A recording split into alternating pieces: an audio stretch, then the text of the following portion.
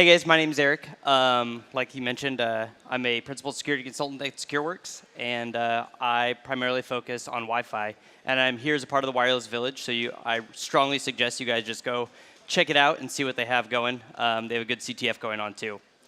So today I'm going to be talking to you about hunting and tracking rogue radio frequencies. I'm not going to jump right into that because first I have to put a little bit of fear of God into you. So I'll talk about that quick story that I was mentioning to him. $60 of hardware from Amazon, from an employee cafeteria or the parking lot. I was able to steal 10 years worth of R&D from a large company, and they're a large Fortune company. And so with just $60, somebody like me with just the right skill set can take what's probably worth millions and millions of dollars. And so I'll talk about what you see on the screen. That's just a little lipstick 5-volt battery. That's powering a Raspberry Pi. Now, a lot of people make fun of me for my love of Raspberry Pis, but they run my chicken coop, and they can also break into companies, so I really like them. And then maybe a $15 wireless adapter. And basically, this hardware altogether, I can control from my phone. So I might just look like some nerd or dweeb, sitting there with my backpack, but that's what I'm looking at on my phone. I'm not on Pinterest. I'm not on Instagram or Facebook or anything like that. I'm actually breaking into your network from there. And to make matters even worse, there's a remote VPN connection from that device going back to the rest of my cohort, the rest of my pen testers at my company. And so you can just see, hey, this is a normal Linux computer that's running in my pocket right now. So there's some questions to ask yourself when you're talking about wireless and wireless security.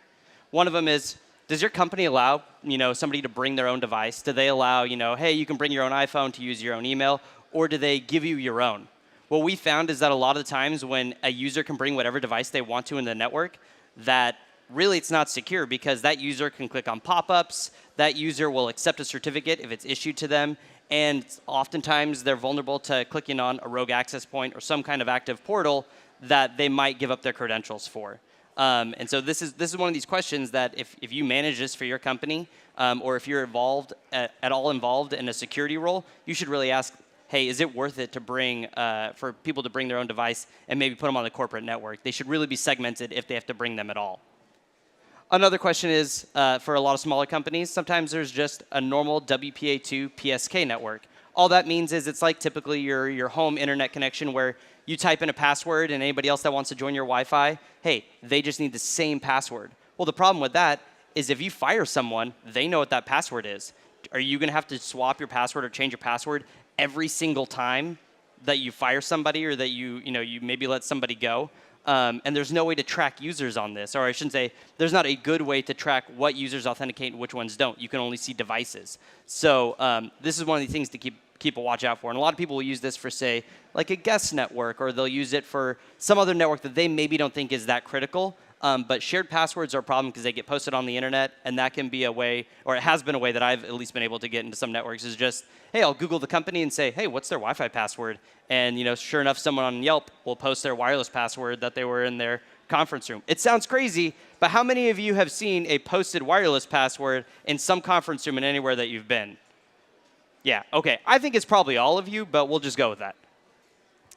The other one that's really fun is guest Wi-Fi. So how many people have connected to like a guest Wi-Fi network and then all of a sudden, oh, you connect to it and it's asking for username and password, or like what's your room number, what's your last name, all of these things. Well, really with a guest network, there's really no way for you that's connecting to it to know that that's not an attacker's device. So that's one of my favorite tricks is I'll stand up a rogue access point that maybe acts as a guest network. And when somebody puts in their username and password, well, hey, now it's mine. I don't even need to crack it. I don't need to beat them with a wrench to get it out of them. All I need to do is just, hey, they click on it, it goes away, and now I have their username and password, and they're none the wiser. This is one of my favorites, especially because it puts people in hot water when something happens to it. So there's a lot of companies, and there's all these dumb security controls. Why do we need those? But then you have, your friendly friend, you have your friendly IT guy that brings in a bootleg Wi-Fi. So they just plug in a router into the normal internet connection, and now everybody has like this office Wi-Fi that only they can access, that IT doesn't know about or they can't touch. I love to break into those because when you break into them, boom, it puts me directly on the corporate network, nothing segmented, and those are a real problem. And really, the IT staff, unless they really know what's in their wireless airspace, there's really no way to defend against it. So why are wireless attacks, useful for an attacker? Why do I look for them as opposed to some of the other ways like phishing that you could get in? Well, there's a lot of reasons, but this is my favorite one because you see this, this building, right? There's all these security controls, cameras, locks, all these things that I would have to break into in order to get access to a computer network to be able to jack in. It's easier for me to stay on the park bench across the street with an antenna, and I can stay anonymous, out of sight. I never get picked up on a security camera. Nobody even knows that I'm there. It's not suspicious at all, right? And so that's personally why I like it, because with a good, I've done pen tests where I've been staying in an adjacent hotel to where the building is, and I can do the pen test straight from my hotel room because I have a long-range antenna. And so this is one of the reasons why attackers really like wireless as an attack vector, because there's no physical proximity. You don't have to actually, try and badge in anywhere. You don't have to try and get access. You don't have to try and, look the part or try and break in that way. It's, hey, you're just sitting on a park bench. You're another guy. You're another, kid like me on a cell phone, just hanging out. So I'm going to go over an overview of some of the wireless attacks that are out there. This is by no means a comprehensive list, but it's ones that I've done some damage with that I really like to use, and I think they're kind of fun. And so really the whole point of this is me going into why it's important to track and find where there's rogue signals or spurious Wi-Fi signals coming out, because these are all the things that somebody can do with rogue Wi-Fi or just rogue radio in general. So here's a brief outline. There's wireless phishing. I already mentioned that, with guest credentials, somebody just typing them and giving them to me. I can also collect device metadata. So just because I'm maybe not connected to a network doesn't mean that a device doesn't give off information that, that I can determine some things about. I can also track people with it. There's going to be a great demo in the Wireless Village where they can track some AirPods. And so if you know somebody's basically, hey, that person has these AirPods, you can use that and identify them and track them and see where they go. So if you're following somebody, if you have a physical target that you're going after, it's a really easy way to track somebody down. Another thing is you can jam an alarm system. So say I do want to break into a building. If I use a radio signal to jam the alarm system, that's not the thing in movies. It's a possibility, that I jam it and then the alarm might be screaming, hey, there's motion, somebody's trying to break in. But really what's happening is it's screaming and no one can hear it. The base station alarm that's going to send a signal out to 911 or send off a siren, that doesn't go out if it's all wireless. And same thing, we'll talk about some of the attacks that you can do against opening security gates or garage doors and how like those roll jam attacks or those replay attacks kind of work. And then maybe we'll cover some wireless medical devices if we have time. So what is a rogue access point? I have to talk to clients about this all the time, and now I'll probably just reference this RSA video as like, hey, if you want to see something about a rogue access point, this is my whole spiel on it. We can save some time this way. A rogue access point is really any access point that's not in your control. So if you're a CISO, CTO, or somebody that just does network security, a rogue access point is just an access point that somebody can stand up on their phone. It could be a hotspot. It's any access point that's in your airspace that you don't control. That is technically rogue. And so, yeah, I mean, everybody has a phone now that can go into some kind of hotspot mode. So technically, everybody in your company could have a rogue AP. But I'm going to discuss really why those don't matter so much and how it kind of matters what you're looking for in terms of an actual rogue access point. And I'll show you some of the dangers of them and what they can actually do. So this is an example of one of the tools that I use. I think this is Wi-Fi Fisher. Yeah, it's Wi-Fi Fisher. And this is me setting up a trap for a user. And so what you're seeing on this screen is me just running this. Again, this is all from my phone, running on the device. Let's see if I have it in my pocket. It's just running on this tiny little device. Like, I mean, this is $60 off Amazon, and I'm connected to it on my cell phone. Like, this is nothing, and this could be stealing wireless signals from you guys. And so what you're seeing is, hey, a user is connected to this, and they're trying to access the internet. They're trying to see what the weather is. Their apps are trying to do all this different stuff. And really what it does is it pops up a nice little captive portal. And so this screen, does this look familiar to anybody? Hey, you don't have internet, right? And it says, oh, I want to connect automatically. Well, you see on the next screen, oh, well, you just have to type in your key. This web page that you're looking at, though, right there, that's actually my web page. And that isn't the Windows 10 login to put in your credentials. That's actually my web page. So I don't have to crack a password. I don't have to do anything. You're just going to give me your wireless key, and I'm going to walk away with a plain text wireless key, which is awesome because it makes my job a lot easier. Because now I'm just going to impersonate you and your device on the network, and I really didn't have to do anything but have $60 worth of hardware in a parking lot. And so what can rogue access points really do? Well, like I showed you, you can steal credentials. If there's a compromised workstation, I can use that to hop back into somewhere else on the network. They can be used just to exfiltrate data. If I'm stealing terabytes and terabytes of information, somebody's probably going to notice that if their switches and routers are just fully pegged the entire time. But if I can stand up a rogue access point and connect to somewhere else via long-range antenna, I can exfiltrate as much data as I want, and that's going to go under the radar of most security controls that are out there. Just because, hey, this isn't their network. Why are they monitoring it? Well, it's mine, and I'm getting all your data out of your company so you don't notice me. And the other one that really happens, and this kind of goes back to that bootleg Wi-Fi, is it allows users to circumnavigate corporate policies. Nobody wants to put in their credentials over and over. It always asks for them. You just want internet for your iPad, so what are they going to do? They're going to try and circumnavigate however they can the policies that are put in place by the CTO, by the security officer, or whoever in their company organizes that.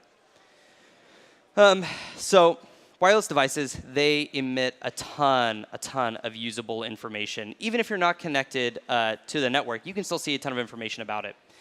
So like I was mentioning, you can track a user absolutely no problem at all. You can see that, hey, this is my iPhone, and my iPhone, it's trying to connect to some other wireless access point, and I can see the unique identifier from that iPhone, as I'll show you here in the next slide. And from that, I can basically just see, hey, this is that user, and this is where they're going. I could follow, if I knew, that you had your phone, then I could follow that phone everywhere. So I could follow you, maybe to your car and see, hey, can I steal a laptop out of their car? Again, these are advanced tactics that people use, but it's all a possibility, and it should be known that this is something that you can do. And you can also identify the device type. So each device has a MAC address on the network, right? And that MAC address is public. Just for anything in the air. If you have your phone, if you have Wi-Fi on right now, there's a MAC address for your Bluetooth, and there's a MAC address for Wi-Fi, and you connecting to any Wi-Fi or even just having it on will display that MAC address, and that can be used to identify the device type.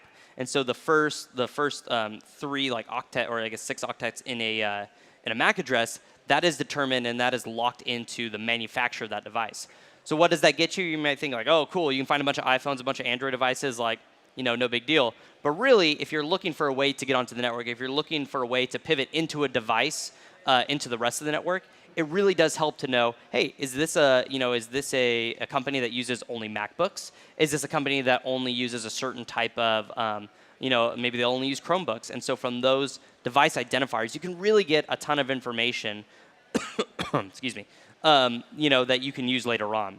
And you can also see what networks is everybody connected to. So maybe I can't identify your name exactly, but I can see that, hey, all of these Apple devices, they all join this mobile network. And all of these IoT devices, they join this network. And these laptops, they join the corporate network. Well, you can then know these types of devices are joining the corporate network, and maybe my goal as an attacker is to get onto that corporate network. And so that's what you do, is you can use all of this information, again, that anybody can read on a cell phone from $60 of hardware, from Amazon. And really what that gets you is a wealth of information that honestly is really useful when you're trying to break in somewhere. So let's take a quick look at one of the screens that I was talking about. This is from a tool called AirDump NG. It's a Linux tool. So what you can see here is the BSSID. That is that's like your access point. That's like if you're at home and you have like a Comcast box or whatever. That's the identifier of that device, that BSSID. And then there's the ESSID. That's basically just the name of your network. It's like Eric's Home Network would be the name of it, an example one. And so you can see, hey, look down lower, that 18B430, that is a device that's connected to that home network. So now you know that device is connected to Eric's Home Network, and we have both of those unique identifiers. Great. It all looks like jumbles and strings, but thanks to the magic of Google, we know that's actually a Nest thermostat. And what does that get you? Hey, maybe you've seen somewhere out there that like Nest is vulnerable to X, Y, and Z. Well, now you have a little bit more information. Maybe you can use that Nest connection or that IoT device to connect into the rest of the network. Maybe you can trick that device to automatically connect to you. So really, as an attacker, you're not looking for, the golden key to get in the first time. You're just looking for any chink in the armor, any usable information that you can use to then continually pivot and lather, rinse, repeat until you get something that, your target or what you're going for. And really, you could just set something like, again, you could just set one of these devices, plug it in the back of somebody's computer, has power forever, just plug it into a surge protector. No one's going to know that it's there. It's so small. And you could just leave something there logging all of this information for weeks and weeks and weeks and weeks and weeks, come back, collect it at some other point in time, and now you have a treasure trove of data to go through and mine and see, hey, when do users come and go? You can log what devices connect to the network when. You can see, hey, is there a conference in town? Because look at all of these new devices connecting to this network. So just, again, one of these little devices, one little rogue access point, one little logger can collect a wealth of information that any attacker would love to have. So let's talk a little bit about tracking people and devices. I won't spend a ton of time off of this, but it is really interesting. So I mentioned that you can use some form of trilateration, basically to find the exact location of where somebody is if you're within some kind of physical proximity to them. The Wireless Village does a game on this called Fox and Hound. That's how I got into all this wireless stuff. Is I thought it was really cool that somebody would have like one of those little hotspots. They put it in their pocket, and your goal, or my goal at the time, was to go find them in the entire conference and find who is that one person. And so what you'd have to do is try and track that person based upon their hotspot. And at a conference like RSA, at a conference like DEF CON, there's 30,000 people there. It's a little bit difficult of a task. And so that's one of the games that they're putting on. And so, you can do this from an Android device. You can do it from pretty much any device that you have. And it's really easy to get involved in and check it out. But really what that's doing is teaching you how to track somebody, teaching you how to track a rogue signal. And especially one that's on the move. It's not one that's static and doesn't move. And then there's another tool called Blue Sonar. Now this is something that, again, they'll demo in the Wireless Village later. But basically what this tool does is you cannot be paired to anything. Your Bluetooth just has to be on whatever your device is, whether it's AirPods, your iPhone XS, QZY, your brand new Pixel, your iPad. If it has Bluetooth on, hey, no big deal. They can just send one request out into the air. They don't have to connect to your device. And the Bluetooth signal will respond back with, hey, here's my power. Here's my signal strength. What does that get you? You're probably asking. If you know the power relative to where you are, you can use that as a form of distance measurement to say, hey, that means they're probably this close to me. And you can use that to pretty easily track somebody if you know what their device identifier is. And so again, this is kind of showing that, hey, you can see the station ID, and you can also see the device that they're connected to. Now let's talk a little bit about replay attacks. So there are a lot of attacks past Wi-Fi. Wireless is anywhere. If it's not plugged in via some kind of a cable, there's some way, shape, or form that it's wirelessly connected to the world. And so two common things that you'll see is replay attacks and jamming. Replay attacks, it's really common in cheaper electronics that don't have any kind of encryption or any kind of protections on them. And this basically, it just allows an attacker to send a signal again. So for example, this clicker for example, if I click this next, whatever, it sends a wireless signal saying, hey, go to the next slide. Well, if you were to have a listening device and capture that, well, you could then just play it back. And if you played it back, the receiver is going to see the same thing. The receiver is going to see, hey, Eric must have wanted to have clicked it, except I didn't click anything. That was somebody else. And so that's all a replay attack is they can basically now control that same button. What can you use this in? Garage doors, security gates, pretty much anywhere you have like a little clicker like this, those replay attacks are incredibly common. Just because, hey, it's cheap. They don't have to have a ton of engineers to get cryptography. There's no kind of rolling code. And so there's a ton of uses for it. And you think like, well, that's dumb. Why is that a thing? Again, because there's really not a big vector, or there's a very large vector for it. But there's not a lot of documented attacks of it happening. But it's definitely ways that we've gotten in somewhere. Then there's jamming. All this is you're probably familiar with, like, say there's music playing somewhere. I'm just going to play louder music so that they can't even hear that speaker. That's all that jamming is you're just introducing, RF noise so that somebody can't hear what they're supposed to hear. And so why might that seem useful to just be really annoying to everybody? Well, other than that, if you have, two wireless devices that are security devices and and it's critical that they talk to one another, if you can introduce RF, noise in there, static in there, to where they can't communicate, well, now if something happens to one, it can't communicate that to the other one. And that's the case for a lot of security devices. There's a lot of medical devices that operate that way. And there's also a lot of security systems that, if they're not designed properly, work that way too. A lot of common like security sensors, like wireless security sensors, say you were to open a door, for example. If you open that door, it sends a little wireless signal to your whatever the base station is saying, hey, that door opened. If that was supposed to trigger an alarm, well, if I create a lot of noise and that signal tries to go out to the base station, but the base station can't hear it because there's too much noise introduced, well, it doesn't know that it opened, the alarm won't go off, and everything seems hunky-dory. And so that's one of the ways that jamming, other than just being super annoying, can actually be used to break in anywhere. I don't know if this will work. We'll just see. So this is an example of a really nice neighborhood that my uncle lives in, and me, again, with this $60 piece of hardware, opening it because I cloned one of the clickers that somebody's going by.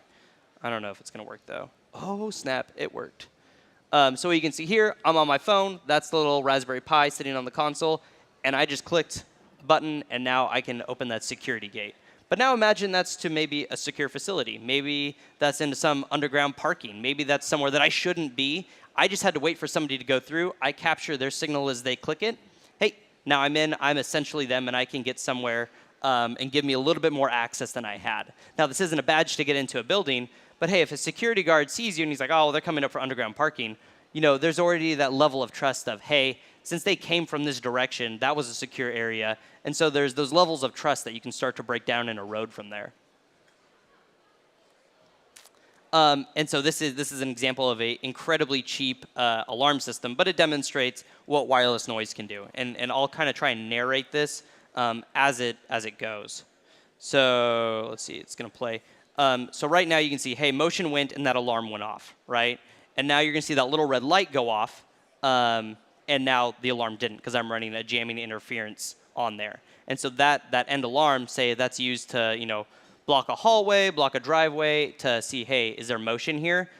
It's been blocked effectively, and now somebody could sneak up, somebody could break into an area that they're not supposed to be.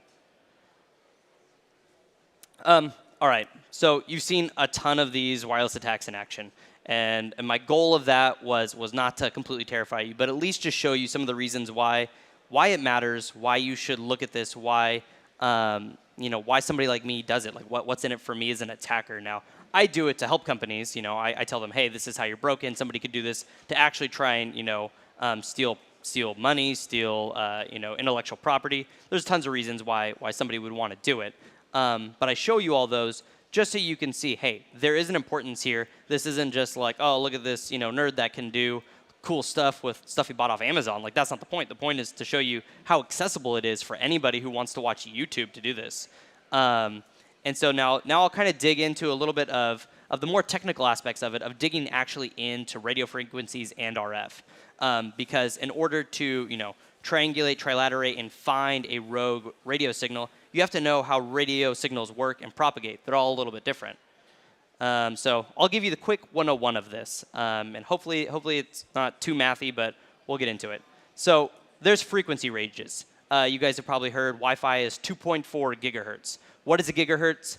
1 hertz is just 1 cycle a second. So you can think of it as one wave. If you're looking at the ocean, that's one wave going right by you in that 1 second of time. So the higher frequency, when you hear of like, oh, what's HF or high frequency radio waves, that just means more cycles. That means there's more waves compressed into that time. And then same thing, lower frequency, it just means that, hey, there's less actual waves coming in at that point in time. And so when you hear gigahertz, that just means, so giga is just the prefix for billion. So that's 2.4 billion waves a second are going by. And so when you hear the terms hertz, gigahertz, megahertz, and all those things, those are just talking about the type of frequency that it is, and if it's a longer frequency, if it's a lower frequency, or if it's a higher frequency, depending on how much those are compressed. And so that doesn't really help.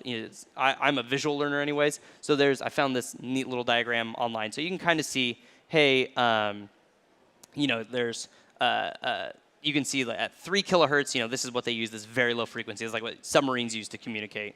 And then on the complete opposite end of the spectrum, you see 30 gigahertz, 300 gigahertz, and this is used for, like space communications. And so all of these radio waves have different properties, which makes them used for different things and different reasons. So again, like in this diagram, you'd have 2.4 gigahertz, so to the far right of the spectrum. That's going to be your Wi-Fi. That's going to be your phones. That's going to be those devices. And it's funny because microwaves also operate on a very similar band to Wi-Fi. So if you ever have Wi-Fi knockout in your house, anytime somebody heats something up, you should get a new microwave because it means it's having some, it's introducing some radio noise. It's not properly shielded. But this is just a good representation that when I say, hey, something is 3 megahertz, what does that really mean? 3 megahertz is 3 million cycles per second. So that's what that wave looks like. And again, I'll go into how that really matters, and because you could nerd out all day looking at all the different spectrums and things that are out there, but really they have different properties, which are kind of important to know. So low frequencies, they can diffract basically. They can bend around objects. So maybe they're not going to transmit as much data, but they can go longer range. Very low frequencies, they can penetrate really deep. Again, that's kind of why submarines use them. Then you have stuff like medium wave, short wave. They can bounce off of things. So like if you're a ham radio operator, you can use those types of frequencies to actually bounce off of the ionosphere and bounce back down. That means these waves are going to propagate everywhere. Now, if a wave penetrates and you send it off into space, it's going to go completely out there. But if you have a type of radio frequency that bounces off of the atmosphere, hey, that's great because you can communicate globally without needing a satellite or any other kind of base station. And then you have really, really high frequencies. And those get absorbed pretty quickly because there's so much of them, so many of them compressed into a small area. And so, for example, if you were to just take Wi-Fi for an example, there's 5 gigahertz and 2.4 gigahertz that are really common. 2.4 gigahertz is slower, but it goes farther, it penetrates deeper. 5 gigahertz is much faster, but it doesn't have quite the range. And so that's why you haven't seen 2.4 gigahertz really go away when 5 gigahertz started getting put into things. Is really just because of the different properties that introduces. And like I was talking about, different radio frequencies have different capabilities. And depending on that, there's different uses for them, right? And the same uses that maybe an engineer wants to design something for are the same things that an attacker can use to leverage.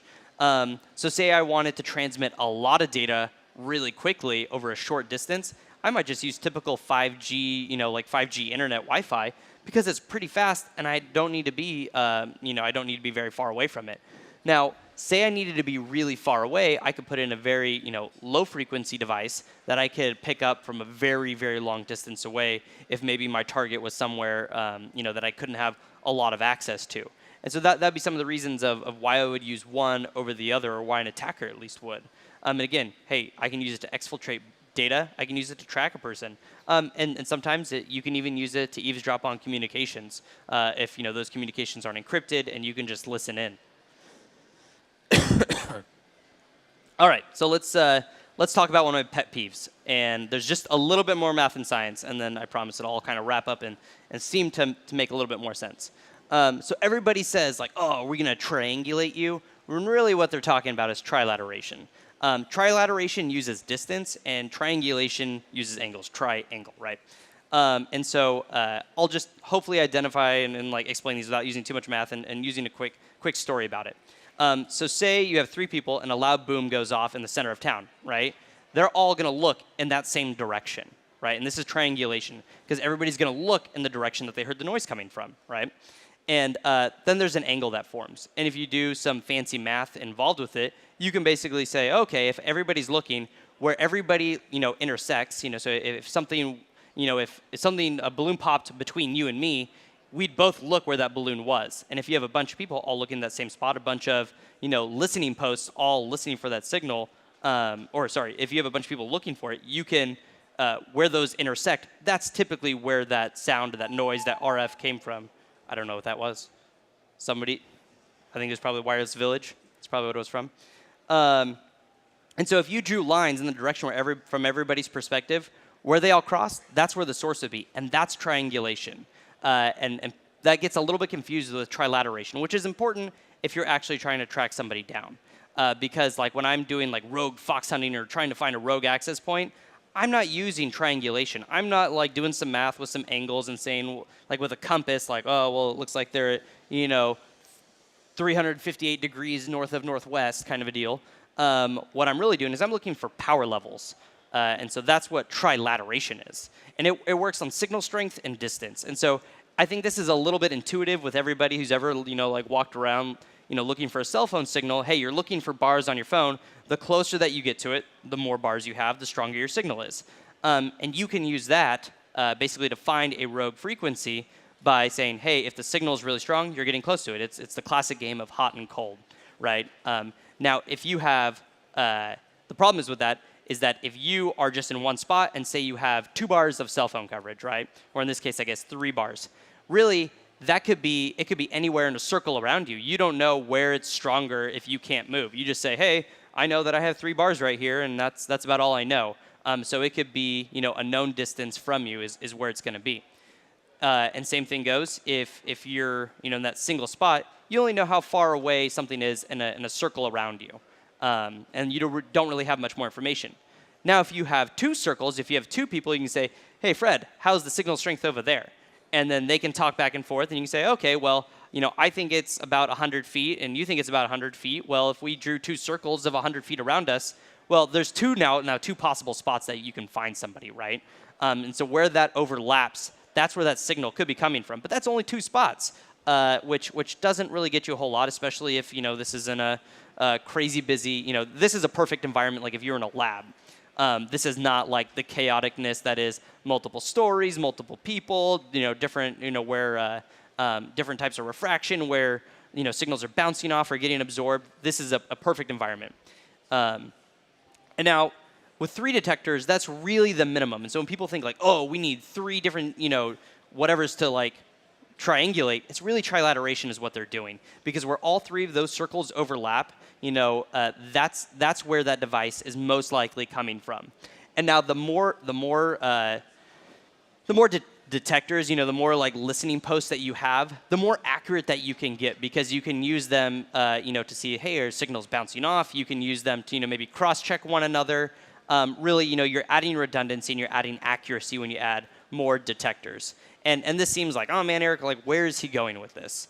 But really, most of the commercially available devices out there, they can look for rogue access points that pop up. They can tell you that, hey, if you're running, I don't want to be I'm going to be brand agnostic here and just say that a lot of devices, if you just say, hey, I want to detect near neighbors or near access points, well, you can, your access point will say, hey, this is the wireless network that I've seen. And if you run any sort of corporate environment that has multiple little access point disks up in the ceiling, like as you walk around and you see, the Wi-Fi that they have available, each of those are also information collectors.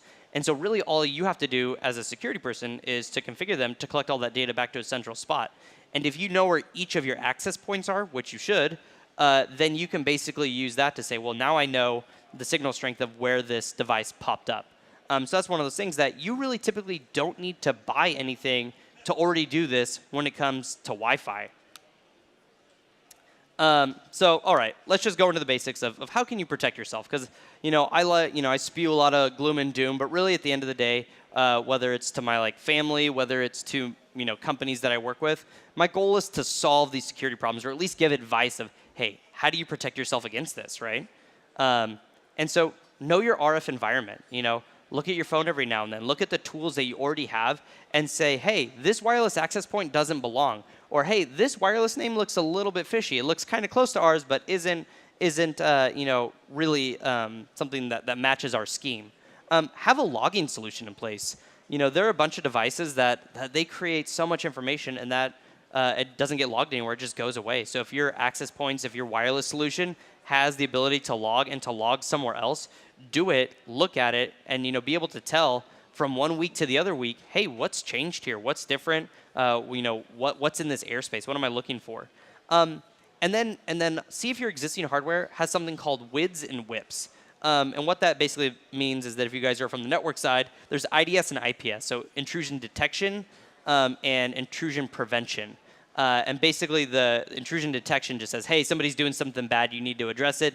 Intrusion prevention, they basically say, hey, we're going to perform offensive attacks or some kind of defense attack, that we're going to change some configuration to basically react to what's happening.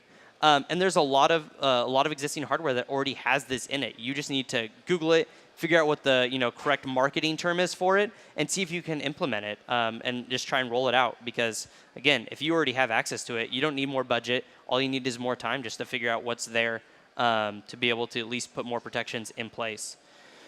And now tracking down rogue access points. I feel like every time I go on a wireless engagement, everybody's like, oh, we want you to track down all of our rogue access points. If you can't tell me what all of the MAC addresses are for your rogue access points, or for all of your access points that you have in place, there's really no point in me looking for a rogue access point because you can't tell me if it's yours or not. So you need to know what your access points actually are, what their hardware identifiers are. And a lot of this hardware, if you have any kind of scalable solution for Wi-Fi, that's all available in some config somewhere. And just look at that. And then when you have somebody like me going for a wireless pen test, then basically what happens is I can say, oh, I can look for rogue access points because I know which ones actually belong to you. And I can't tell you how many times that I've stood up a rogue access point with a MAC address of 11223344, and nobody even notices. That should be a dead giveaway somewhere that something nefarious is going on. And really, just know what you're looking for. If I'm an attacker and I'm going to stand up a rogue access point, have employees be on the alert. I like to gamify things, right? And so an example of like, hey, if you stand up a rogue access point and an employee notices, give them a $20 Starbucks card or Amazon card, right? Incentivize security behavior. Because if they're on the alert and they're like, oh, maybe this is like one of the things that Eric's doing, and they actually uncover a real rogue access point, think of the amount of money that saved your company. A couple, $20 Amazon gift cards or Starbucks gift cards, to have everybody on super high security alert. It seems like a no-brainer to me. And so this is a rogue access point that I actually found in the wild, like on a client site. Normally, I blow a lot of hot air when it's like, oh, rogue access points, like, they're really not that big of a deal, or they're different than how people view them. But this is one that I actually found somebody had plugged in, and they're using it as bootleg Wi-Fi, and the customer had no idea that it was there, and I used it to pivot into their corporate network. So they're definitely a thing that you should be worried about, and at least be looking for. And honestly, a lot of people just don't even look, and that's what it comes down to. So really, again, I'm not going to be any kind of brand agnostic, or I'm going to be brand agnostic here. There's tons of wireless providers out there. If you go to the Wireless Village, I'm sure they'll have recommendations for you, but I don't want to be up here spewing like, oh, everybody needs to buy this or everybody needs to buy that. There's pros and cons to literally every solution that's out there. And you have to find the solution that's unique to your organization. So we talked about WIDS and WIPs, wireless intrusion prevention system and intrusion detection system. And really what these can do is they can detect when I perform other kind of Wi-Fi attacks that maybe would kick somebody off the network, or if I'm standing up a rogue access point. A lot of these solutions, like, so say you're interested in vendor XYZ, or you're out on the floor maybe and you're talking to somebody, ask if they have this. Ask what the actual marketing name is for this, because every vendor has a little bit different of a name. It's not going to be WIDS and WIPs in the in the configuration or in your menus. You're going to have to ask them what it is. And a simple Google search, I guarantee you could find it on the first search. But really, it's important just to see, hey, what works best for your needs. If you're a small mom and pop shop that maybe has two access points, that's a lot different than if you're a multi-state, multinational company that's across the globe and you're trying to manage that. There's two completely different ends of the spectrum there. But really, what it comes down to is I can't come up here and tout one thing or the other, because really I don't know. I'm not you. I'm not the security person in your company. I can't tell you what's going to work best. You might have a bunch of users that use iPads, and that works better with one type of vendor, or you might have a whole bunch of users that are using all IoT devices or all a certain type of laptop. I can't really speak to that, and so that's why it's up to you guys to basically take this information and use that to make changes within your organization. Let's see. I already went over that. Oh, I just went back one. So now, this is another note on wireless penetration. So everybody stands up Wi-Fi, and then they get nervous, like, oh man, my Wi-Fi is extending, maybe across the street. Maybe it's extending into Starbucks.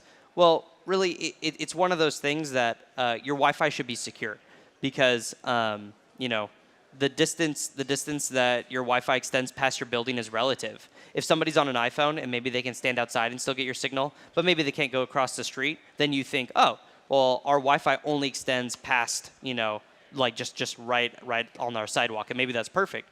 But really, if I'm an attacker who really wants, to get into your company, I'm going to get a long-range antenna and be able to access your Wi-Fi from, hundreds of yards away if possible. And so if you get, again, $50 worth of antennas on eBay, you could easily get your Wi-Fi from super, super far away. And then the farther you want to go, you can get dish antennas and more specialty antennas that can go even further. And so you really shouldn't have your wireless network rely on distance for security.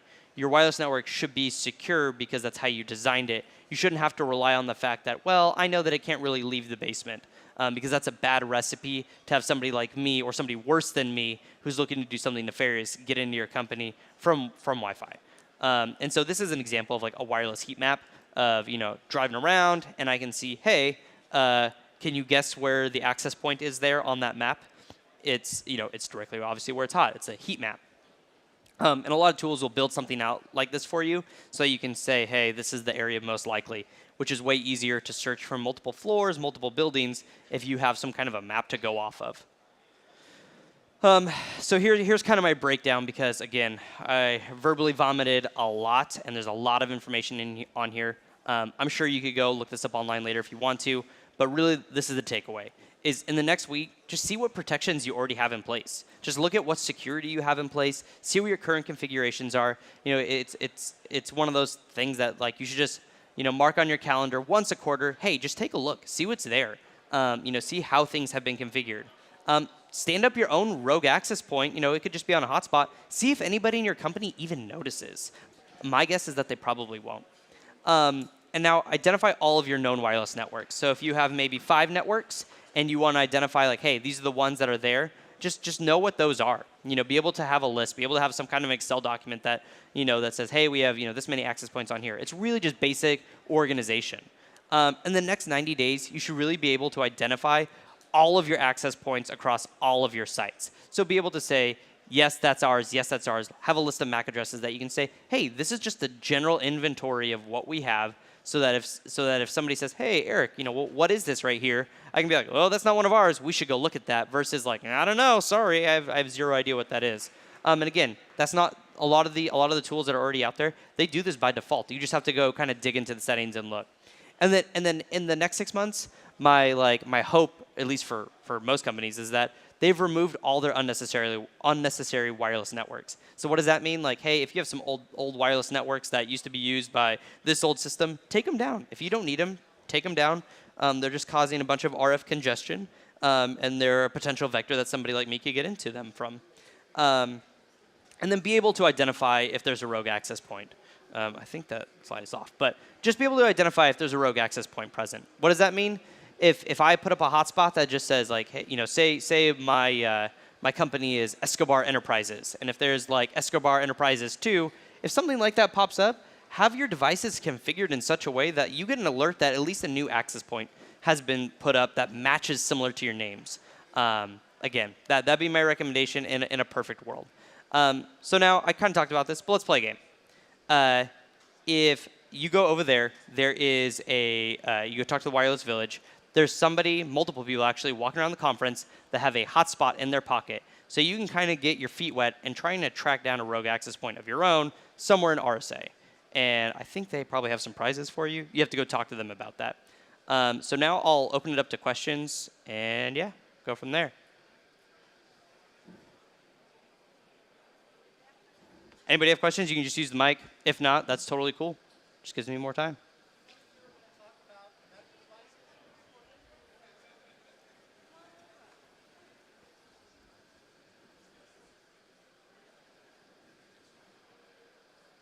Yes, I'd like to hear about what you were going to talk about, the wireless medical device. Oh, yeah. Sorry. I guess that didn't make it in my revision of the slides. I apologize for that. I'm glad you brought that up. So medical devices, right? They are very low power, and so they can't transmit very much, or wireless signals very well. Sometimes it's embedded. Say it's a pacemaker, it's embedded in somebody. Those devices are typically made to be as cheap as possible so that they can be available to the masses. And because of that, a lot of times the security surrounding those, even though they're medical devices, is typically not that great. So I've seen, one time I was at a wedding and I saw somebody's Bluetooth insulin pump that had a default pairing code of 0000. I was on my iPhone and I could pair with their insulin pump. That is horrific. I could put her in a in a diabetic coma just from my iPhone at a wedding, right? And so there's a ton of those devices. I've seen pacemakers where they operate on a similar band as some other RF stuff. And so one of the things that we saw is, oh, we noticed when they go in that area of the hospital, there's some crazy RF noise that that affects how the meter reads the actual pacemaker. So that's a little bit. It looks like there's more questions, so I'll dig into it more. You can find me afterwards if you want. There's a technology called white space internet. Are you familiar with that? I'm not. No. It's apparently something that doesn't use a provider, and it's look it up because I want to know your thoughts on it. But Yeah, I'll definitely look it up. And if so, I'm going to be over in the Wireless Village. So if we want to talk later, we absolutely can be. I haven't heard of that. All right. You were talking about Fox Hunt, but I was just wondering if you have any recommendations for like projects for people who might have like a Raspberry Pi sitting at home that's just collecting dust. Yeah, so this is exactly my Raspberry Pi right here. So if you go online, there's their default install or their default, oh my gosh, what do they call it? Operating system, Raspbian. You put Raspbian on there, and then you can start loading it up with all the types of wireless tools that are on there. So if you go over to the Wireless Village, we can talk about it. I have a full litany of things. But really put AirDump, the whole AirCrack suite. It's just apt-get update, apt-get install, the AirCrack suite. And then you're able to plug in an adapter like this, and basically you're off to the races. And then as you need more tools, you do more research, you can just basically start installing to kind of build up your repertoire of what you're able to do. But that's basically one of the things that I got started with. Like, hey, it's a cheap computer that I can play around with. So if you have one just sitting around, yeah, just absolutely just buy a little adapter for $10 and you're off to the races. Thank you.